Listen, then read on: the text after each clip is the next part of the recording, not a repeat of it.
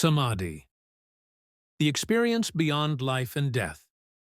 In spiritual traditions, especially in yoga and Vedanta, Samadhi is considered the highest state of consciousness. It is a deep meditative absorption where the individual ego dissolves and the person becomes one with the infinite reality. For a common person, imagine a state where all thoughts, identities, and fears, including the fear of death, completely disappear. In ordinary life, we constantly identify with our body, mind, name, and roles. We say, I am a teacher, I am a parent, or I am sick. These identities are tied to the physical body and mind, both of which are subject to change, aging, and eventually death. This identification causes fear, especially the fear of loss and death. But in Samadhi, the meditator experiences their true nature, pure awareness or consciousness, which is not limited by the body or mind. In that state, one realizes, I am not this body, I am not these thoughts, I am the silent, changeless witness behind all of it. This awareness was never born and never dies. It simply exists, peaceful, eternal, and free. This is why saints and enlightened beings say, there is no death for the true self. The death of the body is just a transformation in the world of forms. In Samadhi, one experiences the timeless, deathless essence of life, untouched by worldly events.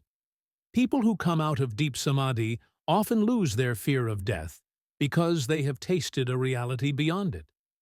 They realize that life and death are part of a divine play, but the self, consciousness, is always beyond.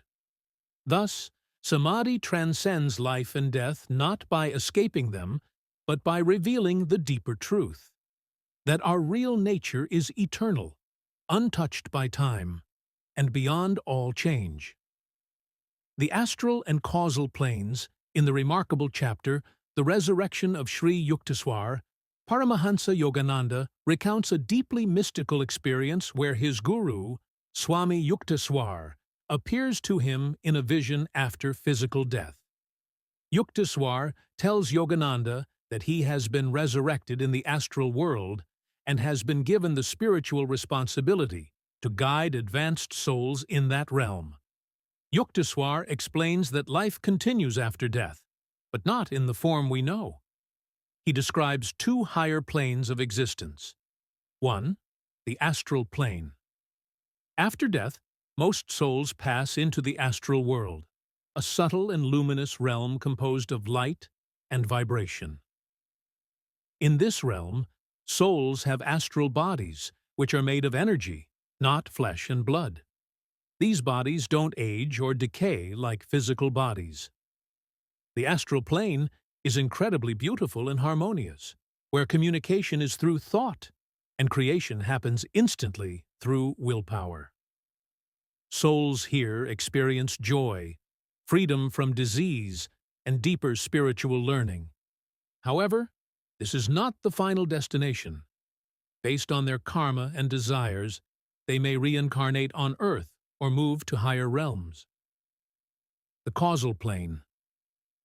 Even subtler than the astral realm, the causal world is where only pure consciousness exists. Here, souls no longer need bodies at all, not even astral ones. They exist as points of divine intelligence and pure awareness.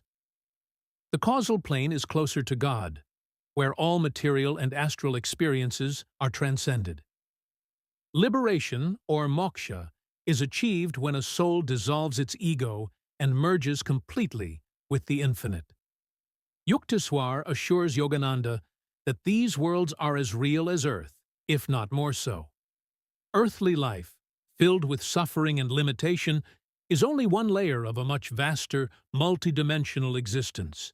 He emphasizes that spiritual progress continues after death, and the ultimate goal is to realize the eternal self beyond all planes. This chapter reassures readers that death is not an end, but a doorway to higher dimensions. Through sincere spiritual practice, love for God, and self-realization, one can transcend rebirth and enter eternal unity with the divine.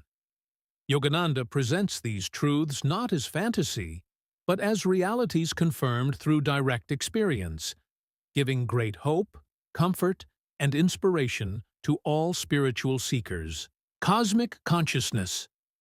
Paramahansa Yogananda recounts a life-changing spiritual experience that took him beyond the ordinary boundaries of the mind and body into the vast, infinite awareness known as cosmic consciousness.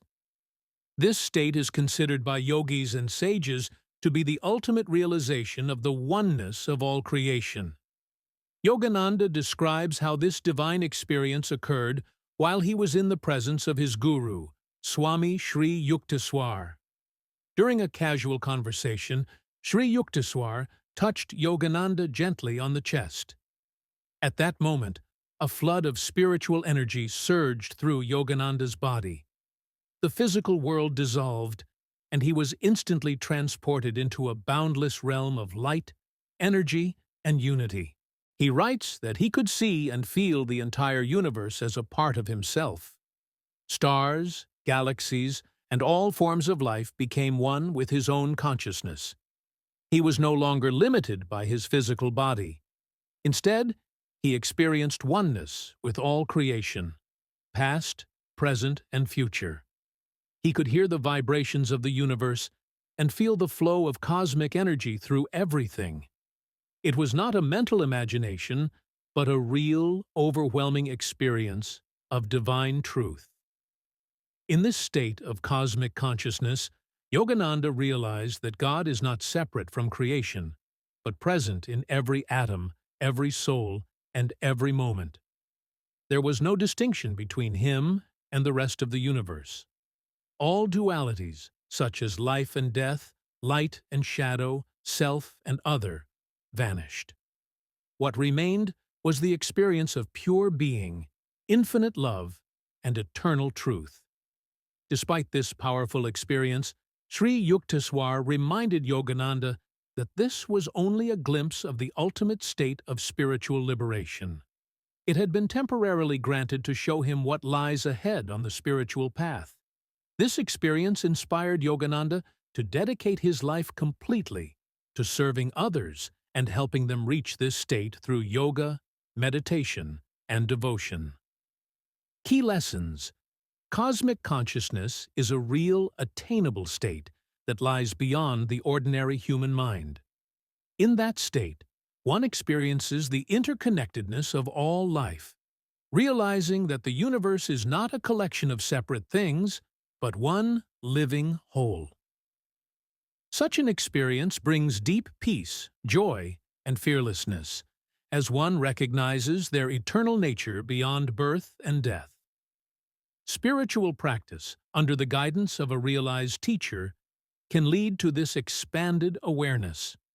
This chapter serves as both an inspiration and a map for seekers on the path. It assures us that we are far more than we appear to be, that within us lies the potential to awaken to a limitless, divine consciousness, where the boundaries of ego and separation fall away, and all that remains is oneness with the infinite. Life, death, and deathlessness in the teachings of Edgar Cayce and the Samadhi experience. Edgar Cayce, often called the Sleeping Prophet, gave thousands of spiritual readings that explored the nature of life, death, and the soul's eternal journey. According to Cayce, life is a continuous cycle, not limited to one physical lifetime. Each person is a spiritual being, temporarily residing in a body to grow in awareness and love. Cayce taught that death is not an end, but simply a transition. When the body dies, the soul moves into a higher, non-physical dimension, what he described as the spirit world or the astral realm. There the soul reflects on its earthly experiences and prepares for future incarnations. Death, in this view, is like moving from one room to another in a great spiritual mansion. However, Cayce also emphasized deathlessness, the soul's divine origin and ultimate destiny to reunite consciously with God. He believed that as a soul evolves, it begins to awaken to its true identity as an eternal spiritual being. This leads to liberation from the cycle of birth and death. This teaching parallels the Samadhi experience in yogic and Vedantic traditions. Samadhi is a deep state of meditation in which the ego dissolves and one merges with pure consciousness.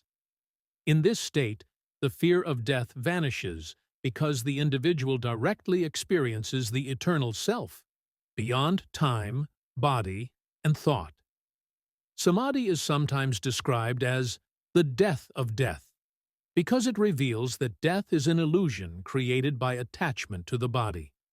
The one who realizes Samadhi understands, I am not this body. I am pure, unchanging awareness. This experience brings lasting peace, freedom from fear, and deep joy. In both Casey's insights and the yogic tradition, true life begins when we realize our deathless nature, the eternal spirit within us. Mahavatar Babaji and the Deathless State. Mahavatar Babaji is a revered Himalayan yogi, often called the Deathless Master in yogic and spiritual circles. His story is most widely known through Autobiography of a Yogi by Paramahansa Yogananda, where he is described as a divine being who has maintained a youthful physical body for thousands of years. Far from being a mythical tale, Babaji's existence is affirmed by advanced yogis and saints who have encountered him across centuries. Babaji achieved the deathless state through complete spiritual realization and mastery over the forces of nature. By controlling prana, life energy, and practicing Kriya Yoga, he transcended the limitations of time, aging, and physical decay. His body does not age because it is sustained by divine consciousness, not by food or biological processes. He has no ego, no attachment, and no karma that would require him to reincarnate. He resides in the remote Himalayan regions, far from civilization, and appears only to sincere seekers and great saints when needed. His purpose is not personal gain, but to uplift humanity spiritually and guide sincere souls toward liberation. This exalted state is known in Vedanta as Jivan Mukti, meaning liberation while still living in a body.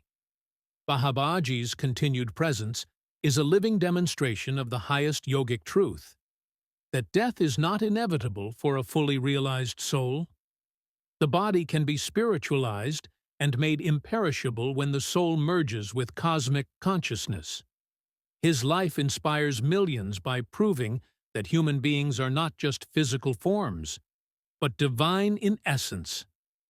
Through inner discipline, deep meditation, and surrender to the divine, one can awaken to the same eternal, deathless nature that Babaji embodies.